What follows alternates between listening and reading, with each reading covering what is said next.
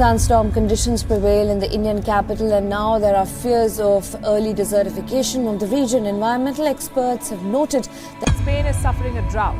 Experts are calling it a mega drought. 75% of the country is already in the process of desertification.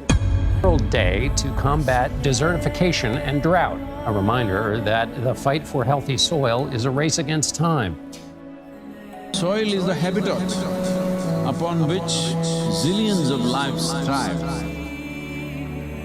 Once there is no richness in soil, then you have forsaken the planet in many ways.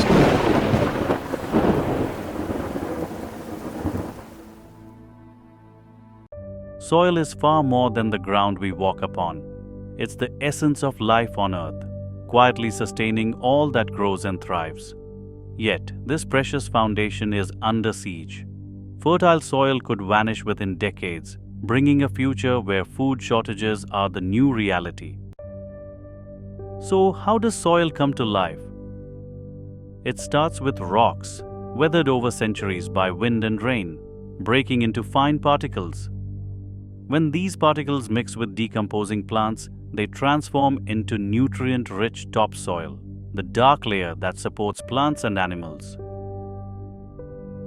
But modern practices, excessive plowing, overuse of pesticides, and erosion are stripping soil of its life-giving richness. Nearly 80% of biodiversity lies in the first few inches of topsoil, destroyed each time we disturb it.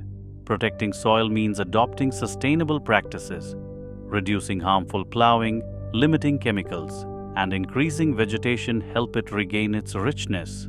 This World Soil Day, remember, to save soil is to secure life for future generations. Nourishing soil is nourishing our future.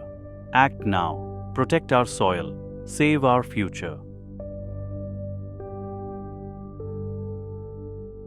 The very body that we carry is soil.